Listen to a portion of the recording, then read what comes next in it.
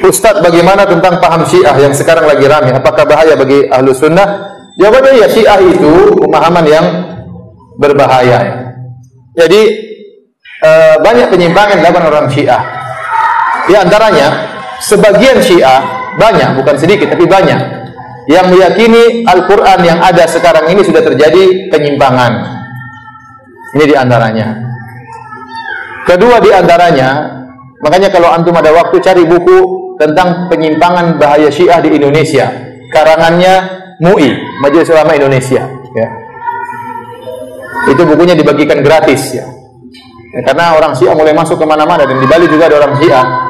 Di antaranya juga, di antara keanehan orang Syiah, kalau kita umat Islam bicara tentang hadis, maka hadis kita adalah hadis Rasulullah SAW saja. Sumber hukum kita Al-Quran dan Sunnah Nabi. Karena kita yakin yang maksum tidak mungkin salah, cuma Nabi SAW. Nah, orang-orang Syiah mereka nambah, yang maksum itu bukan cuma Muhammad SAW, tapi 12 imam mereka juga semuanya maksum, tidak mungkin salah. Imam mereka siapa saja kata mereka? Ali, kemudian Hasan, kemudian Husain, kemudian Ali Zainal Abidin, kemudian Muhammad Al-Baqir, Ja'far As-Sadiq, kemudian ada Ali Ridho, ada yang macam-macam sampai kepada Muhammad bin Hasan Al-Askar. 12 imam ini kata mereka maksum, tidak mungkin salah.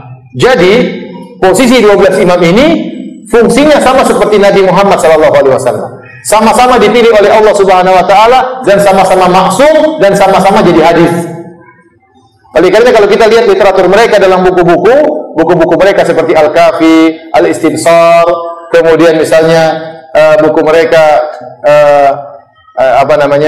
Biharul Anwar. Ternyata buku-buku mereka bukan mencantumkan hadis-hadis Nabi, cuma sedikit hadis-hadis Nabi Muhammad SAW. Kebanyakan hadis-hadis imam. Imam ini bilang begini, Imam Anu bilang begini, dan itu menjadi sumber hukum. Oleh karenanya ini melazimkan bahwasanya waktu Nabi meninggal agama belum sempurna.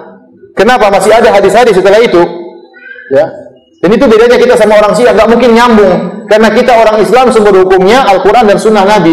Nabi kita cuma satu, Nabi Muhammad. Yang maksum cuma siapa? Nabi Muhammad. Selain Nabi Muhammad nggak ada yang maksum. Abu Bakar yang dijamin masuk surga pernah salah. Umar yang dijamin masuk surga juga pernah salah. Tidak ada yang maksum, semuanya bisa salah. Kata Imam Malik, kullun yurqadu min qawli wa yurad ila sahib hadzal qabr. Setiap orang bisa diterima dan ditolak perkataannya kecuali Nabi Muhammad SAW. Siapapun dia, Imam Syafi'i bisa salah, bisa salah. Bahkan Imam Syafi'i pernah berubah pendapat. Qaulul qadim, qaulul jadid, pendapat lama, pendapat baru, bisa berubah pendapatnya. Kenapa? Dahulu salah, sekarang diperbaiki oleh Imam Syafi'i. Ya.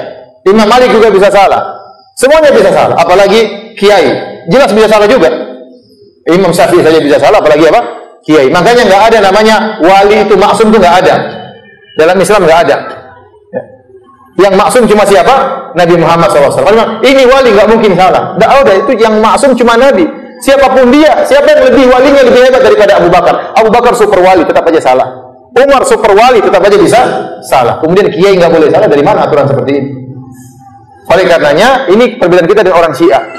Orang Syiah itu dia punya hadis bukan cuma hadis Nabi, tapi hadis imam. Sehingga seakan-akan agama belum sempurna, nanti sampai imam 12. Imam mereka ada 12. Imam yang 12 siapa, Ustaz? Imam yang 12 namanya Muhammad bin Hasan. Waktu tahun 200 sekian, berumur 5 tahun, dia bersembunyi di Sirdab. Nanti kapan dia muncul? Dia muncul di akhir zaman. Jadi sampai sekarang sudah 1200 tahun dia sembunyi, belum muncul-muncul dan masih hidup. Ini keyakinan mereka orang Syiah, sampai sekarang mereka yakin. Ini aneh, umurnya lebih panjang daripada Nabi Nuh alaihissalam.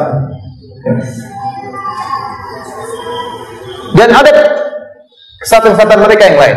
Di antara kesatuan mereka yang sangat berbahaya, mereka mengkafirkan para sahabat. Kata mereka, para sahabat waktu Nabi meninggal semuanya murtad, kecuali cuma berapa orang? 4 orang atau 6 orang, cuma sedikit. Siapa yang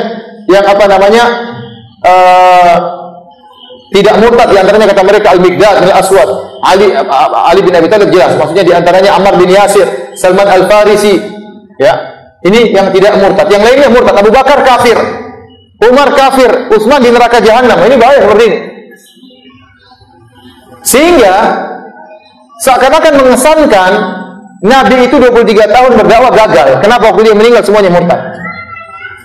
Berarti Nabi selama ini ceramah 23 tahun, hasilnya nggak ada. Begitu dia meninggal, para sahabat apa? Murtad. Ini berbahaya. Padahal dalam Al-Quran Allah sering muji para sahabat. Dalam banyak ayat dipuji para sahabat. Kita bahas tentunya panjang sekali. Cuma saya ingatkan bahaya pemikiran mereka. Oleh karenanya Pembantaian yang terjadi di dunia ini kebanyakannya dilakukan oleh orang Syiah. Lihat sekarang di Suriah. Rakyatnya dibasmi, dibunuh sampai sudah 300.000 lebih dibunuh. Kota jadi hancur. Lihat di Iran, betapa banyak Ahlussunnah yang digantung. Lihat di Irak, betapa banyak Ahlussunnah yang dibunuhin. Banyak sekali. Sementara Syiah yang tinggal di Saudi tidak diganggu. Orang Saudi yang dikatakan katanya Wahabi, katanya jahat, ternyata tidak. Antum lihat orang Saudi. Ya, apakah dia pernah mengganggu orang Syiah? Orang Syiah tinggal lama jadi warga negara, dilayani. Kalau mereka berobat juga gratis, mereka sekolah juga gratis, bahkan mereka kerja di tempat-tempat yang penting. Ya, orang-orang Aramco yang perusahaan nomor 1 di Saudi, banyak orang Syiah. Tidak mengapa orang Syiah, jadi masalah. Mereka tidak dizalimi. Kapan mereka ditangkap ketika mereka mengganggu, buat keonaran, baru ditangkap. Kalau enggak diganggu. Hidup mereka tentram. Coba Ahlussunnah yang tinggal di negara-negara Syiah, dibunuh, dibasmi dan macam-macamnya. Menyedihkan ya. Akhirnya perhatian Allah Subhanahu wa taala, termasuk kejadian waktu di Pamekasan. Sebabnya apa?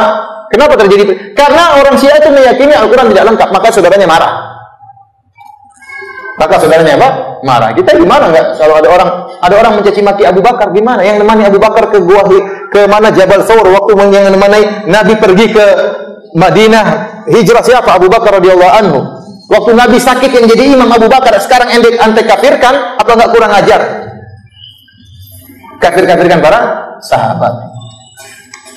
Dan banyak sekali apa kesalahan mereka. Ini sekilas, maksud saya hati-hati dengan akidah mereka, maka jauhilah mereka.